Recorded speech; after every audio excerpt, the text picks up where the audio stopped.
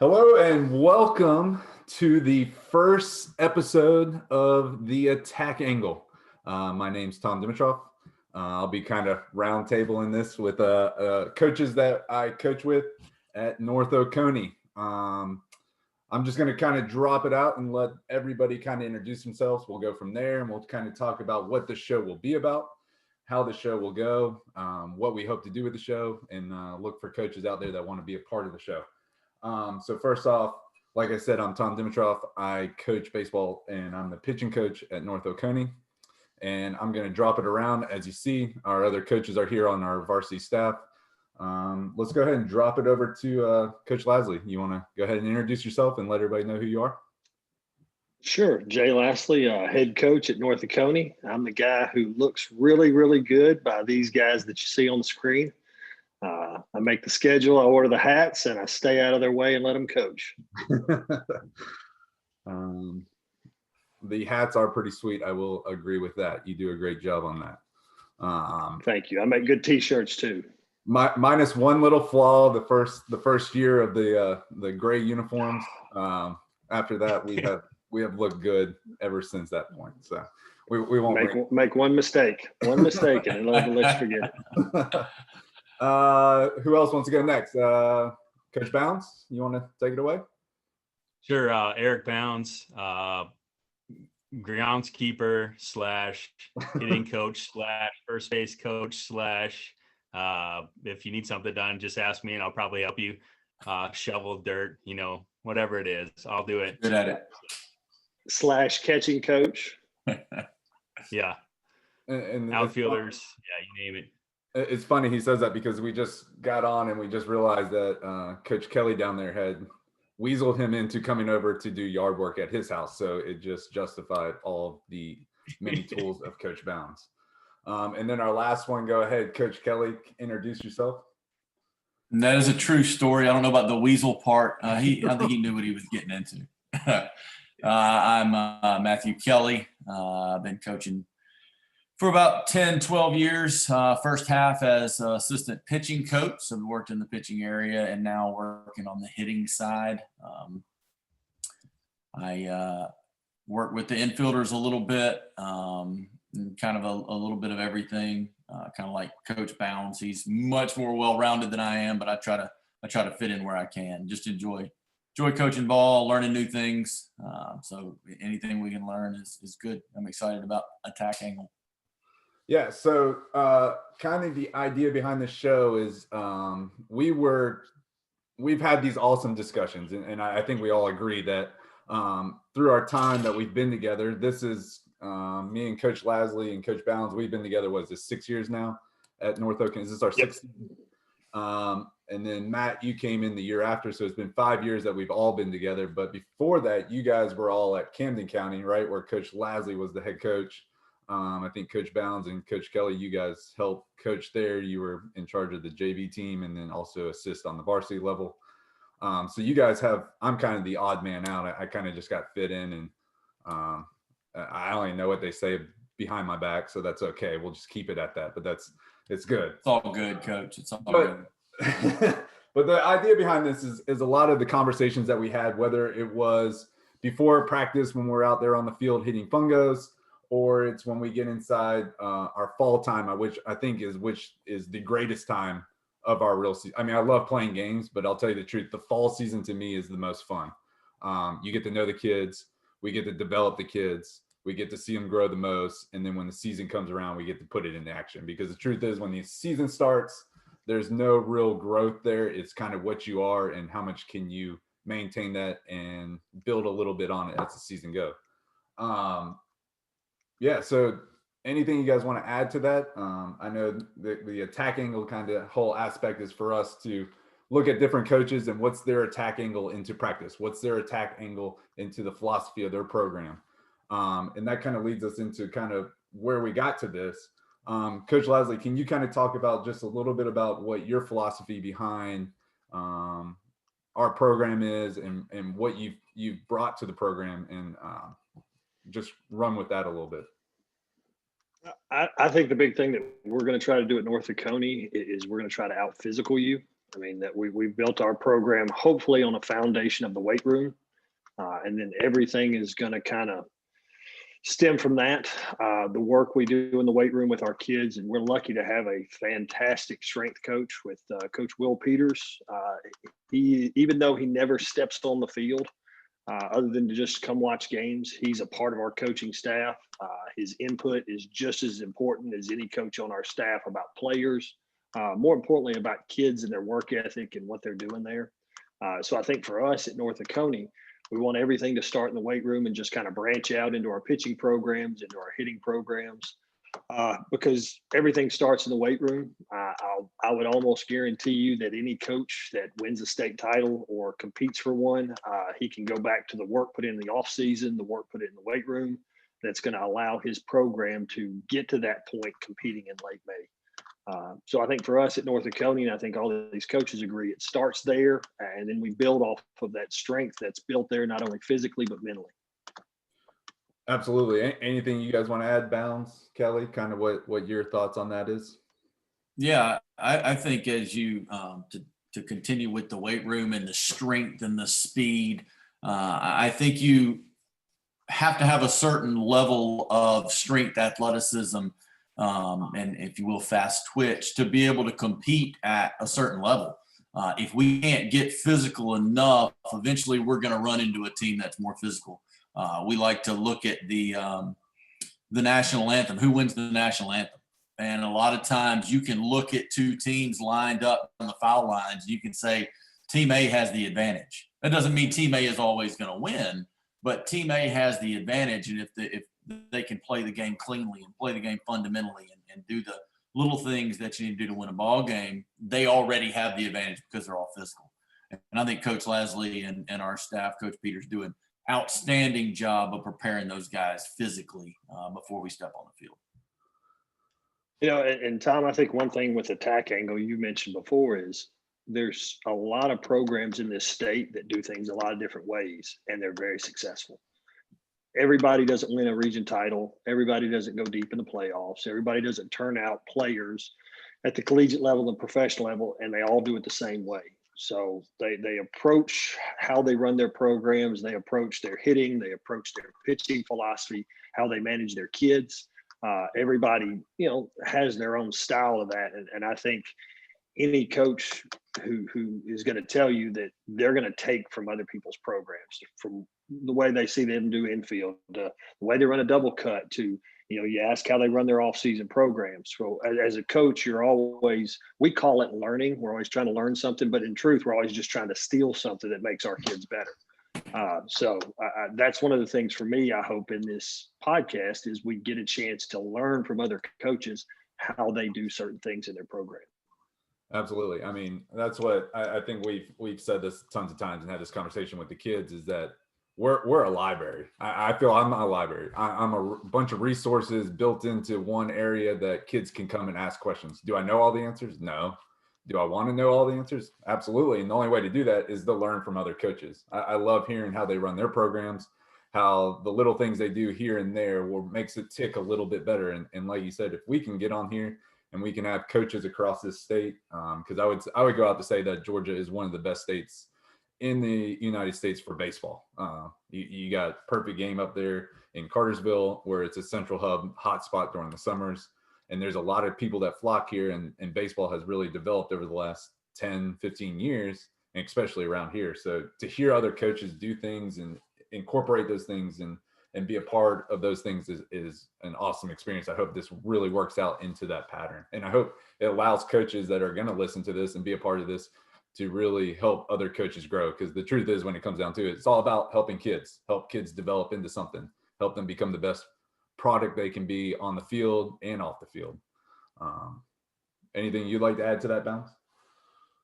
I think, just talking about strength wise and thinking back to the first year we got here and how much stronger as a team, like each player has gotten on our team. I think at that year we look at a few different lifts, and we have a number that we set, and it's, we usually try and get guys to like 1,000 pounds on three main lifts. And there was maybe one guy that hit 900 that year. And now we've got multiple guys that are reaching that magic number that we like to have. So And that strength one is guy- a big factor. And that one guy plays baseball at Vanderbilt now. So as a Exactly.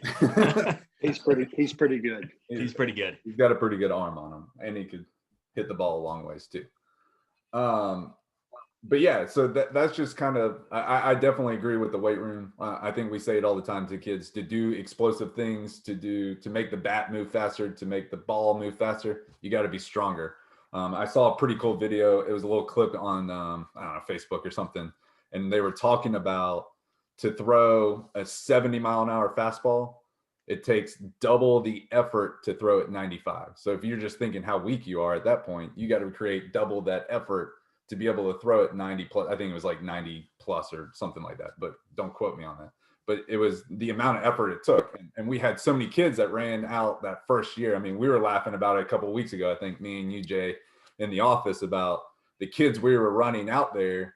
And now we look at our staff and our number 7, 8, 9 guy would have been our number 2, if not our number 1 that first year we were here, just by the amount of work they put in the weight room. Would you not agree with that, or is so? No, 100%. And I think that for me as a head coach, it's trying to make sure that you're putting guys like you in a position, guys like Tom, guys like Matt, guys like Eric, and give them the best chance to help grow those kids. Once we get them in the weight room and we can bring those kids to you and hand them off to you in the cage, hand them off to you in the bullpen. I think that's where we see that strength grow, and we see those guys develop that depth that you're talking about, where that 5th, 6th, 7th guy who you didn't have maybe year 1 or a few years ago, how all of a sudden that guy's a very competitive player in your program and he makes you deeper. And I think mechanically, there are certain movements that kids can't make at younger ages, even at older ages, just because they're not physical enough to do it. And, you know, there's a lot of, I think mechanics is probably the biggest discrepancy that you see between coaches. Coach A wants to do this, Coach B wants to do something on the total other extreme, but it comes down to it. Some kids may not be able to do either one of those things just because they're not physical enough. So I think we're blessed at North Oconee to be able to coach kids who are physical enough to be able to do some of the things that we're asking them to do, and they're not limited by that. They may be limited by the nonsense that we're trying to teach them, but they're not limited by strengths, and they can try to, you know, get rid of the arm bar. You know, whatever we're trying to work with, they're physically able to do that, and that helps us out a lot as coaches too. As we were like preparing for this and talking about this, I was thinking, you know, for us, I believe, and Coach Lasley, you've done an amazing job of this, is putting the weight room first and just building the strength in those kids and hold them accountable in the weight room. I know the first couple of years you had to be down there all the time in the weight room with them, pushing them and being a part of that. And now with, like we talked about, Coach Peters being down there and doing such an amazing job, that it's taken a lot of the pressure off of us to make sure those kids are in there working every day. But I was thinking back to when I was in high school, and I thought about all the times we made the playoffs and we lost in the Elite Eight my junior and senior year. And I think of the teams that we lost to. And one common thing that I also found out in my mind was those same teams had amazing football teams that were also in the Final Four or in that Elite Eight area. And to me, the common ground there is, well, those football teams were bigger, stronger, faster. And that translated over into their baseball programs. And that's why those kids were around, were able to do those more physical activities. And when we came across that, and when I was in high school, we were a decent high school football team, but we still had a lot of kids that were not really committed to the weight room, and myself personally. And you saw that physicality when we got to that point take over, and we struggled when we got to those situations. So like you said, I think the weight room is the number one standpoint. You've done an amazing job putting that in place for us and giving us kids that are now stronger, more athletic, and the ability to train those kids on the next level has become a lot easier. Well, it goes back to Tim Corbin, and I think every coach that you hear wants to develop a certain culture in his program. no matter if it's football, it's basketball, it's baseball, whatever, coaches are going to talk about their culture. And there was a quote by Tim Corbin one time that kind of struck me is coaches don't create culture, players create culture. But what coaches have to do is they have to create a daily environment, a weekly environment that allows that culture to kind of blossom and grow. And so for me, that's just one of the things I try to keep in mind is I can't create our culture, but I can create the environment to allow our culture to grow. And I think we all do that. I think if you look at any coach in the state, he creates some type of environment that allows his program to grow and have the type of culture that allows them to be successful. Whether that's Tommy Knight at Jefferson, whether that's Seegers at Loganville, whether that's Chan Brown at Parkview, every one of those guys, he's somehow creating an environment daily, weekly, season to season that allows that championship level culture to develop and allow those kids to be their best. Absolutely. So I would say, go ahead, Matt. I think that's one thing that I'm as excited as anything for this podcast is to talk to other coaches and ask them that question. Hey, what is your priority? If you had to pick one thing, I think we've kind of made it pretty clear that our one main thing that we focus on is the weight room. I mean, I think we would all agree that's priority 1A and probably 1B as well. But ask some of these other guys, what is your priority? What is your culture? If you had to put 1 to 2 words on what described your program, what would those words be? And I'm super excited to talk to some guys and kind of see what we can get from that perspective. Yeah.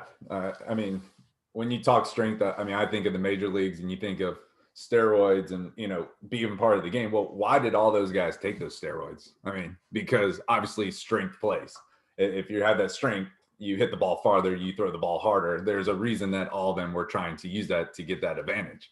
And now it's translated into cleaning up the game, but now you see guys that really understand the weightlifting side, and it translated into stuff like Driveline and using Diamond Kinetics, using Blast, whatever it may be, to understand how those metrics translate to a player's swing and trying to understand those motions and what makes the swing work.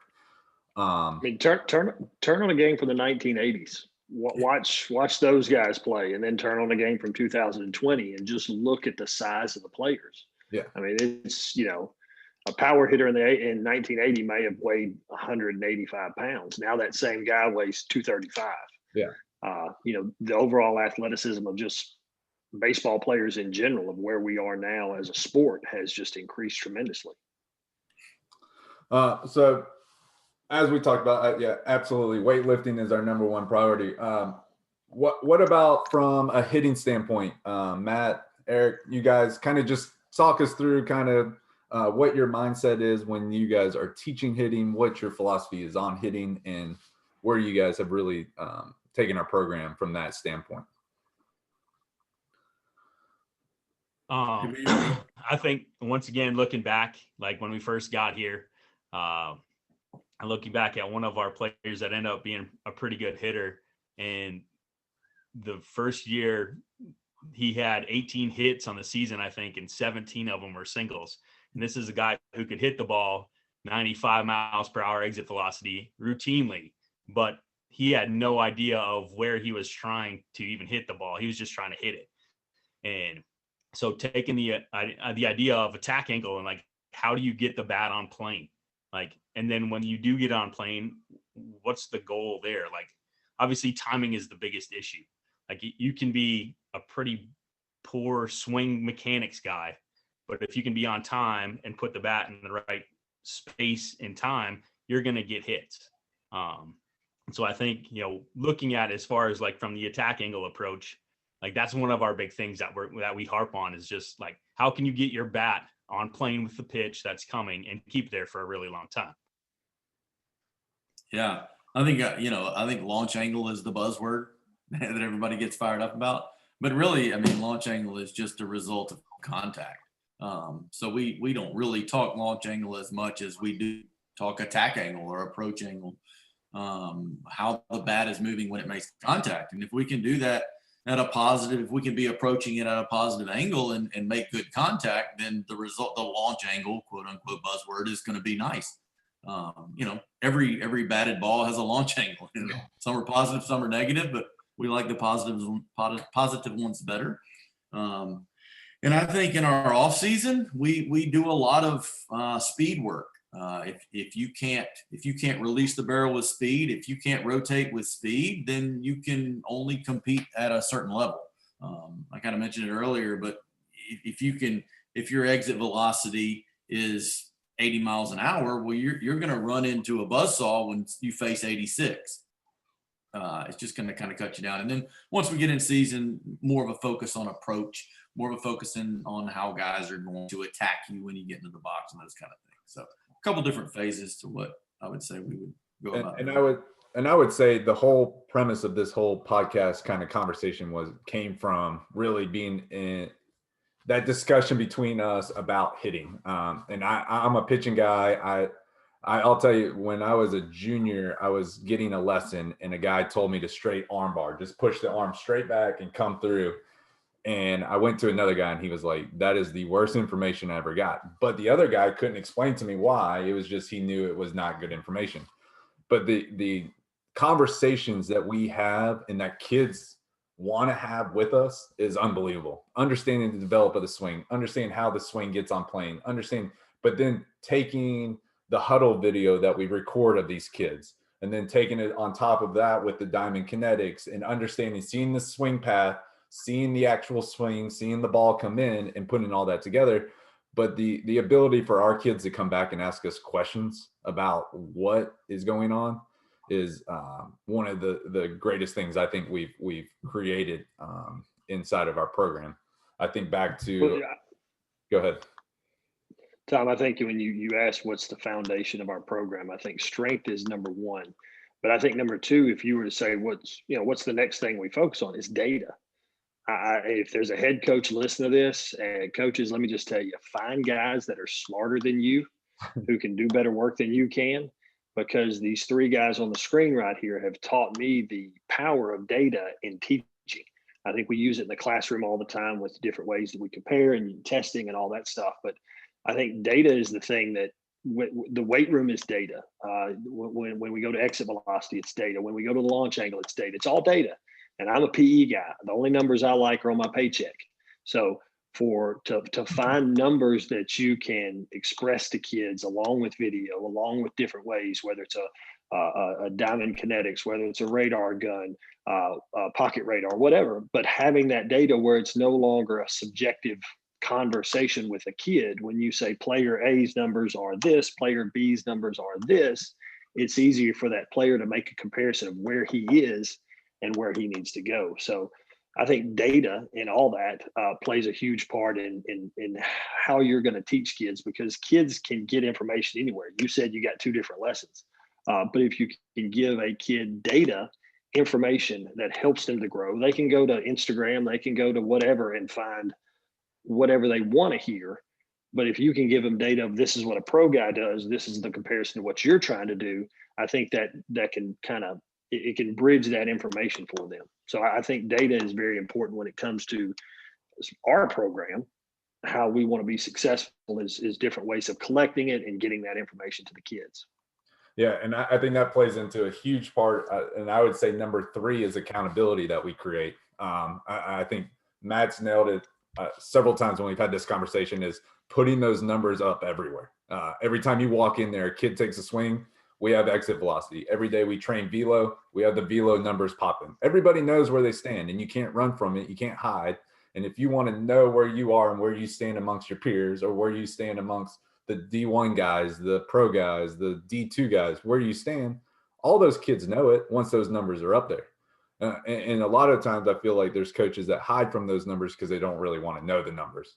In their mind, they really know the numbers. I think we've had this conversation. A lot of people are, well, that kid was 88. Well, he touched 88, but he sat like 81, 82 the whole game. And it's all just like, well, he touched this number. And you don't really want to know the numbers. We want to know where our guys are sitting. We want to know where they're at in the fourth inning, where they're at in the fifth inning, or what pitches they can handle, they can't handle. And the data shows all that. And by knowing how to use the data, and I think Matt and Eric, you've done a really phenomenal job of this and really taught me how to, is take that data, understand what the data is saying, and then represent it to the kids. I think you guys have done a phenomenal job of that. And I'm right there with Coach Lasley. I've learned a ton off of you guys in just general of just understanding what it means. How do we put it back into place? And then how do we reteach it to the kids and let them run with it and be able to use that information? And Tom, There's I a think- huge. Go ahead. Well, I was going to say there's a huge difference between average and max, because we always hear a player's max number, his max velocity, his max exit velocity, whatever. But average is what they're going to be, pitch number 50 to pitch number 75, somewhere in between.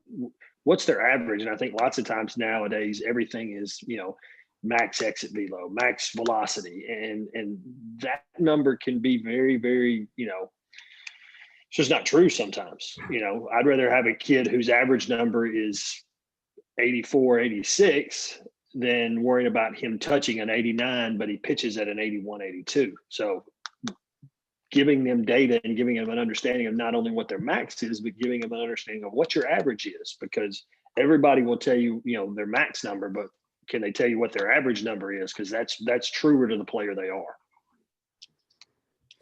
Go ahead, Bounds. You were going to add to that? I think one of the things growing up, you're basically your coach, at our age is like your coach told you to do something, you did it. But I think now kids want to know why. Why is this going to be good for me? Why should I do it this way? Why shouldn't I do it this way? You have so much access to information that they want to know that you understand what you're talking about.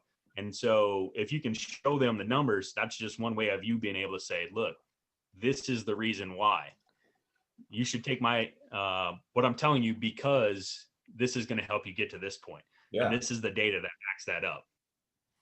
Absolutely. I think that it gives more justification to our coaching. There's so many guys that come on and say, I got this kid for a 95 mile an hour exit velocity, but it was a 10 hopper to the second baseman. Is that really playing in the game? And they don't ever say like, oh, it was a 95 exit velocity with a launch angle of 15. Now we're looking at a ball off the wall, possibly out over the fence, and that plays. Instead, it's one swing as hard as they could down into the ground, and they have this swing coming over the top. It's awful, and it just doesn't play. And it's the same for kids that just have bad arm action, might throw it for one pitch and are weak. But hey, I touched 88, but your arm doesn't play. Your strength doesn't play. It's going to catch up with you at some point, and we see that all the time.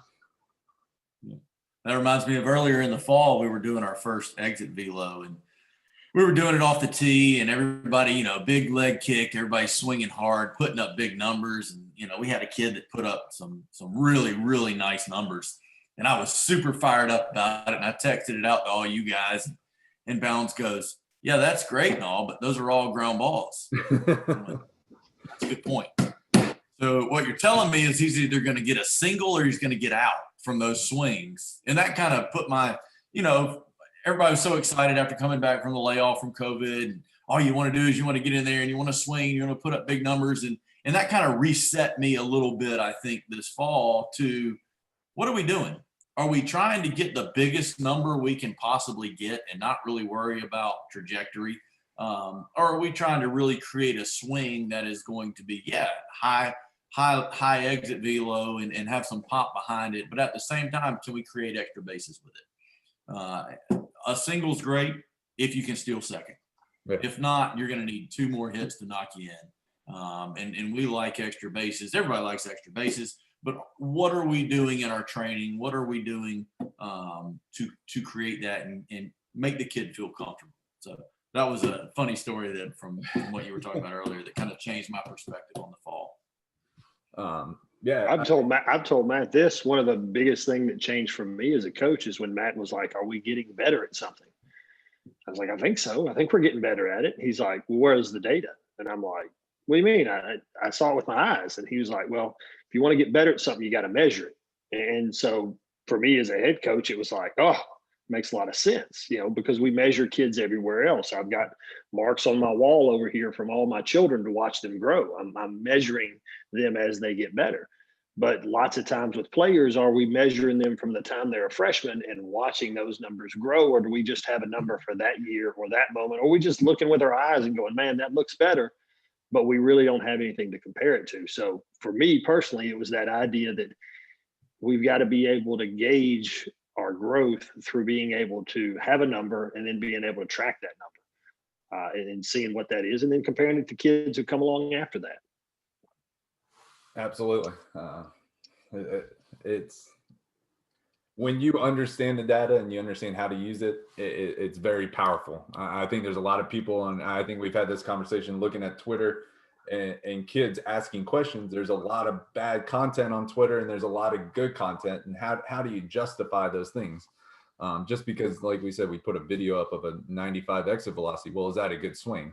And I think one of the awesome things about us as a coaching staff is when you present an idea, you better be ready to present an idea. Like there better be the data behind it. There better be reasoning behind it. And I think I kind of mentioned this earlier or at some point, was like, we're all lawyers and we're all on trial for our lives when we bring up an idea, and you better be ready for some reaction back from us to justify your mindset. And not only that, is we're asking from a coaching standpoint, why are you presenting this? Why are you saying this idea? And then we're all learning from it. And Lasley, I think you've done an amazing job of letting us be coaches and have those opinions instead of coming in saying, hey, I know a lot of times programs get stuck where it's this way, this way, this way. I'm gonna teach this, this, and this. And we're gonna do A, and there's never the A, B, and C of why we're doing things.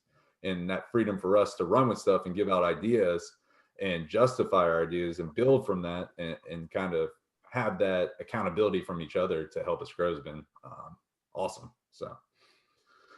Well, a lot of that goes to Matt. Oh, go ahead.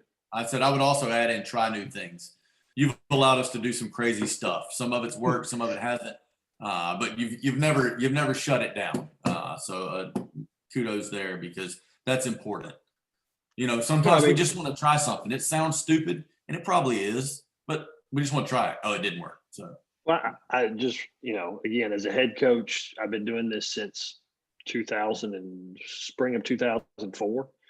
And if you ask me what my philosophy was then and what my philosophy is now on hitting, if you ask me what my philosophy is on pitching, it's changed tremendously. Now, the core tenets of how I think the game needs to be played hasn't changed. It's still dirty baseball. It's still being tough. It's still high energy. But when it comes to certain things mechanically, as a head coach, you have to sometimes get out of the way of guys who are your coaches, who coach third base, who coach your JV program, who work with your pitchers and your hitters, and go, hey, take these guys and go, and not worry about what you think. Because sometimes I think back to guys I coached a long time ago of how we may have robbed them a little bit of things they could have been able to do if we were doing things now with them that we should have done back in 2010. So sometimes you've got to bring people in, and, like Tom, when you joined our staff, it was one of those situations. Matt's been with me since 07. Bounds has been with me since 08. It's getting out of the way of guys and letting them coach and letting grown men do their job. And I know head coaches that don't want to do that. They want to have their finger in everything, and it's how I say and do. And hey, maybe that works for your program, I think. But for our program, and I think from learning from other coaches, is you get out of a guy's way and you let him coach. And if he makes a mistake, you try to help support him and help him figure out a way to make it better. Or when he does a great job, you tell him, hey, let's keep doing this. So I think you have to give guys the freedom to teach and to learn and to try new things, because if you don't, guys don't take ownership of the thing you're asking them to do. Somebody told me a few years ago, stop coaching third base, and any head coach will tell you that's hard. You want to be out on the field and you want to be kind of running the game. But I think for our program, we got better when I went to the dugout, because as a head coach, you can help manage the offense and help manage the pitching in a different way than when you're coaching third base and transition to the dugout and maybe having to catch your pitcher walking to the mound. It allows you to do different stuff. So if you've got good people around you, let them work. And it allows you to step back into a different role, not a lesser role, but a different role, and help your team and help those coaches in the end, help your kids win and be successful. Yeah. I mean, one, you come into the dugout has been huge, because just from a pitching standpoint, we have discussions about what's going to happen in the next inning, or how do we feel about a guy, or whatever maybe with the pitching staff, or also you'll have an idea what needs to happen in the field. And I know sometimes you turn around and you say it to me, and I just do the yeah, that sounds like a good idea before you relay it on to Matt. And and so it's been awesome to be able to have that conversation when you're in the dugout and bouncing ideas off each other. And it's not just, oh, here you come off the field, and it's just roll into the next thing and just assuming that we have that. That's been one. And plus you can hide in the corner, eat a hot dog, and nobody pays any attention to you as the head coach when you don't have any responsibilities anymore. So, if you just sneak away to the bathroom for a half inning, nobody misses you. So I guess we'll just kind of get close to wrapping this up, but kind of, if you guys had to say one big thing from your first day as a coach to now, probably what's the biggest thing you've seen change in the game of baseball? If there was one. High school baseball? Yeah, high school, or, overall, I would say high school baseball. Since we're kind of relating to that, I mean, obviously we've seen in the Major League Baseball, everybody throws a ton harder and hits balls a ton faster. But from a high school standpoint, what would be probably the biggest thing that you've seen change over your time?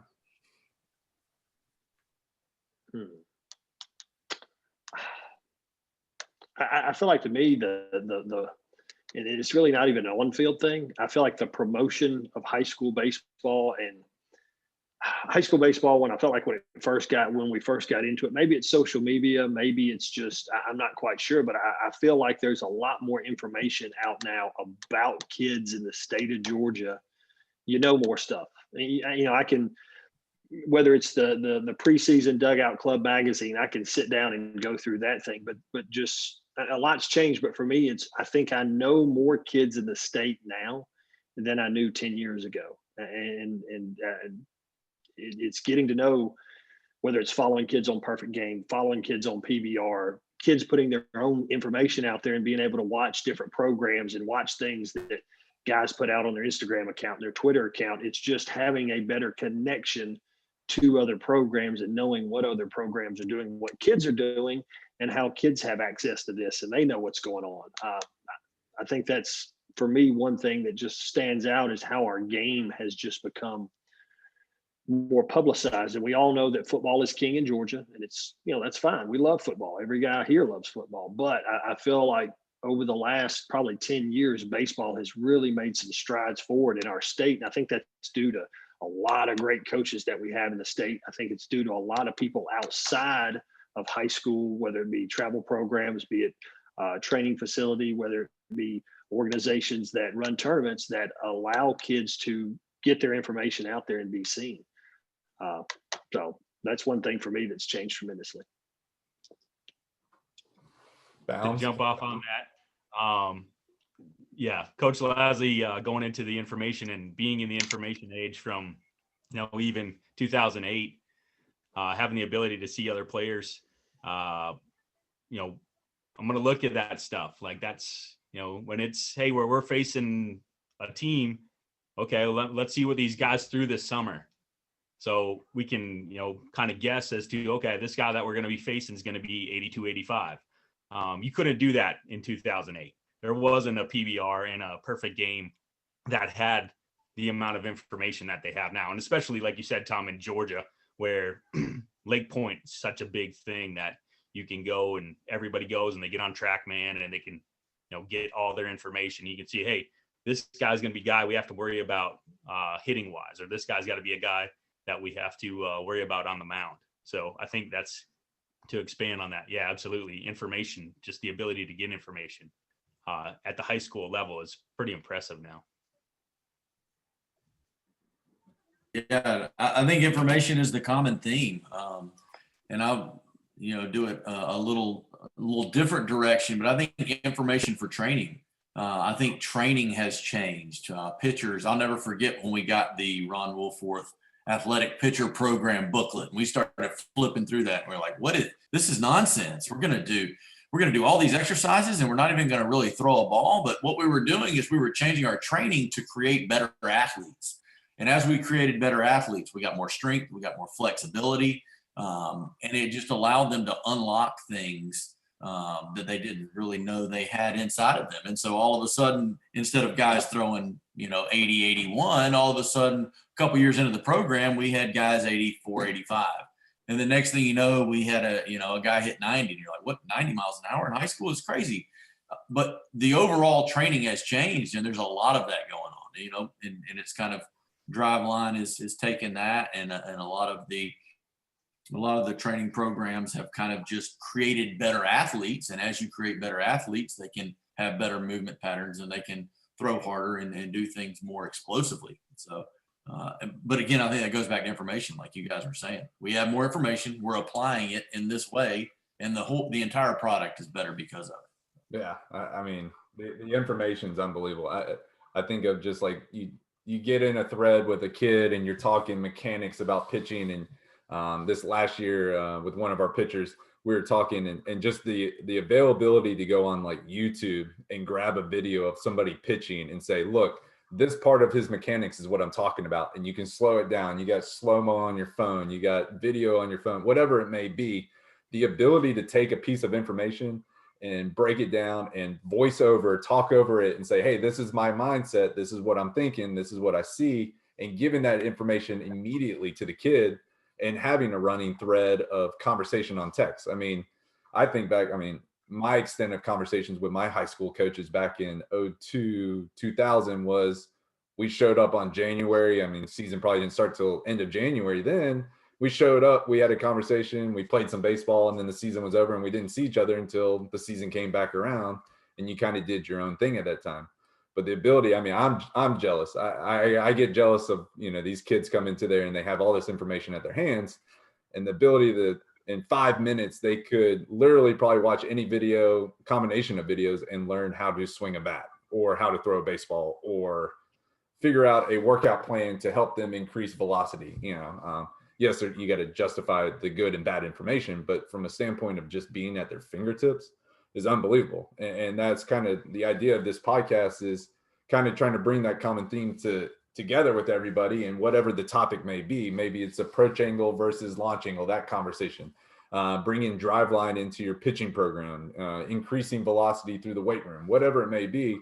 If we can bring coaches on that common information and deliver that across the state, I hope we can make something enjoyable for those coaches, but also a product that gives coaches the ability to express things they're doing inside that we don't get to see every day and that we can incorporate. And to me, football coaches get a chance to go visit with college programs. They'll go visit for 2 days or 3 days, and you sit there and you go watch how they run their programs. A lot of baseball coaches don't have an opportunity to do that. And so even conventions and things like that are sometimes tough, especially where we are when you've got kids in the elementary school age to get away to. And hopefully on this, either people can learn from our mistakes, or they can just make fun of, man, what are those idiots doing? But we're going to get some people on here and talk to them that are really good at what they do. And we're going to steal from them. So I guess we hope that other guys steal from them too.